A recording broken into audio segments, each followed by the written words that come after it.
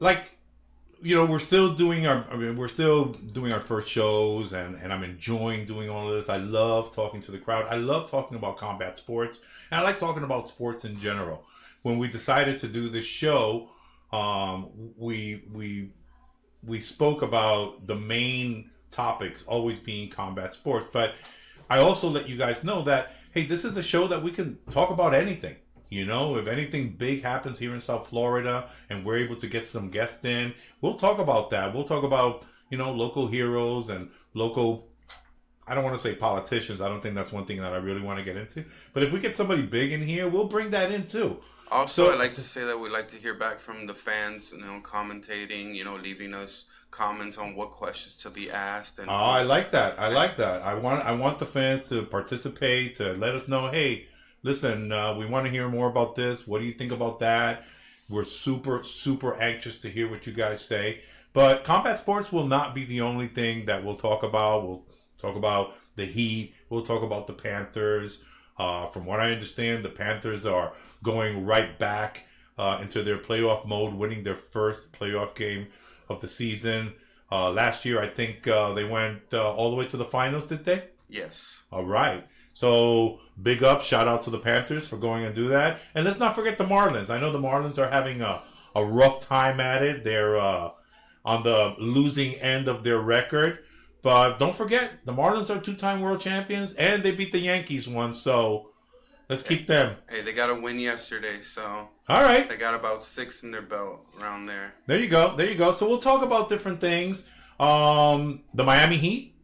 Okay, our beloved Miami Heat. So let me clarify this before I start getting shit about this. Yes, I am from the Bronx, New York. Then I moved to Queens. I became a Jet, a Met, and a Knick fan. I did, okay? I am still a Jet fan, even though they're in the tank. I am a Met fan, even though they're in the tank. But something happened when Patrick Ewing, who is one of my favorite players, maybe because we share a name, but I think I'm a little better looking than he is. But there was one thing about Patrick Ewing leaving the Knicks that I was just crushed about. I stopped watching basketball for a long time, and I'm sorry, New York Knicks, I became a Heat fan. And even last season, when the Heat was playing the Knicks, I was rooting for the Heat. So don't call me that I'm jumping on the bandwagon or anything like that. I am a Heat fan. I love New York, but I've been in Florida so long that I can get a pass for that, okay? So I'm a Heat fan, and from what I understand, they lost yesterday very big, but they're without their superstar, Butler. Hero wasn't having such a good game. I know they fucking trashed the Bulls to get into the playoffs.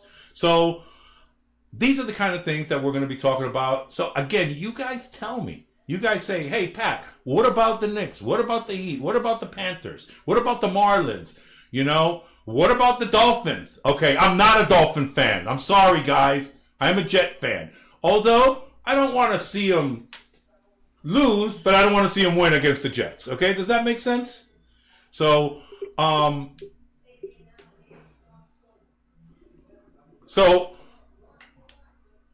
okay.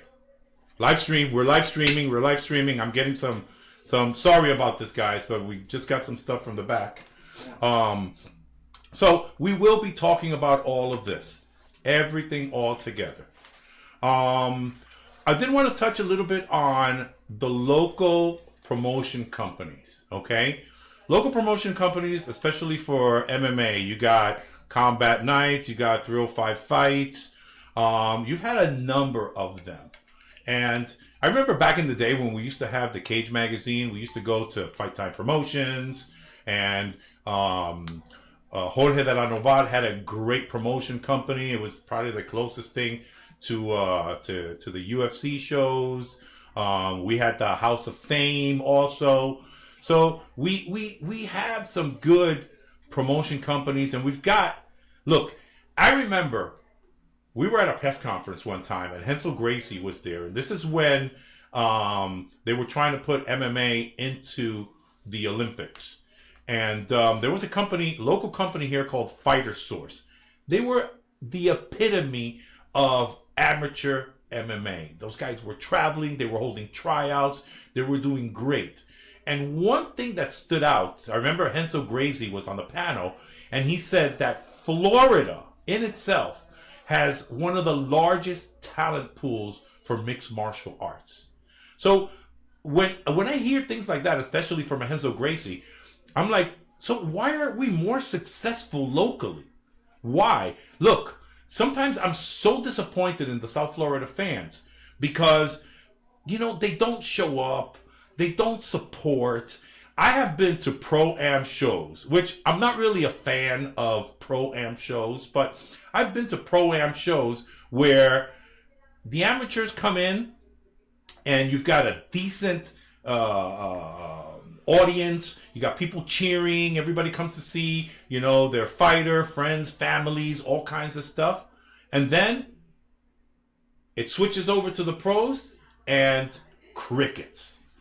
And I hate that. I really do hate that about South Florida. I think that one of the most successful professional promotion companies for MMA was Fight Time Promotions. And they didn't do anything so extravagant. I mean, they held it at the War Memorial in Fort Lauderdale. Okay? But they were selling out and they were consistent and they were doing really, really well. There was a company in town called Titan FC. They were on the Fight Pass. Okay? But just people wouldn't show up. Also, that company had some internal problems. We're not going to go ahead and get into this. But these are the problems that South Florida has with their promotional companies. Man, we need to show up. We need to show up. We need to show support for these fighters. We need to show support for these promoters. These promoters, you guys don't know, but these promoters put a lot of work into their production. They're trying to sell content. They're trying to put on a good show. They're trying to be innovative. They include music and dancing with their shows so that they can keep everything flowing. And still, they kind of fall a little short. And I'm not blaming the promotion company. I'm literally blaming the fans. Okay? Now, don't be attacking me and saying that, oh, well, we're going to support your show or we're going to boycott your show. Don't boycott my show because I'm saying the truth. Okay? I'm just saying that we need to support. We need to support. And for all those companies that I'm mentioning, I'm going to support them.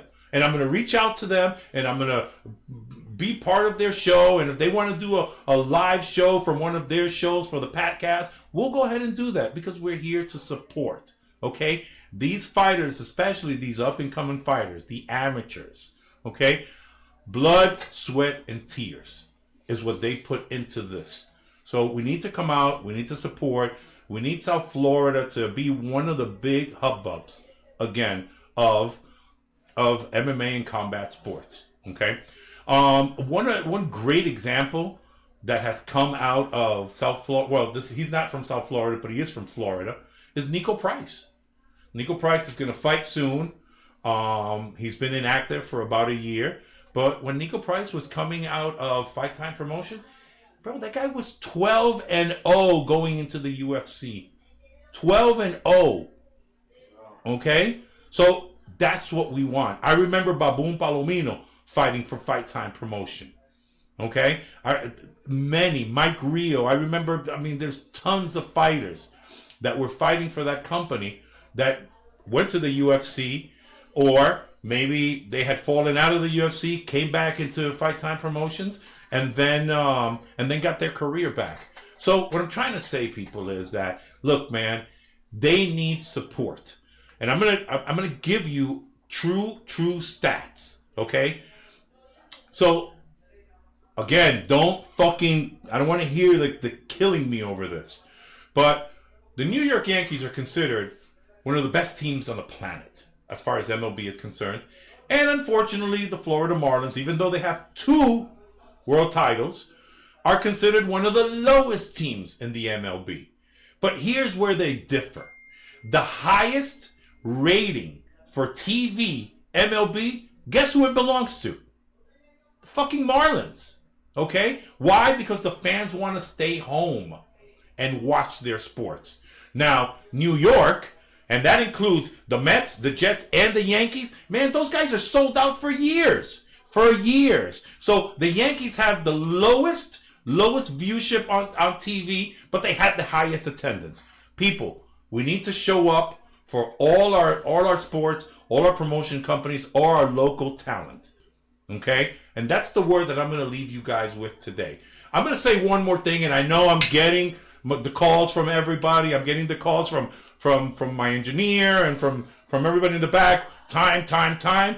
But I have to go back to the beginning of the show and give a Knucklehead of the Day award to Mr. Timothy Bradley. Yes, I'm saying it to you, Timothy Bradley. Oh, I should be out of commentating. I shouldn't be doing this anymore. Bro, stop saying shit like that, all right, bro? And anyway, if you're going to go, good riddance, my friend. Don't like you as a commentator anyway. So, Knucklehead of the Day goes to Timothy Bradley. And with that, I'll see you guys next week on the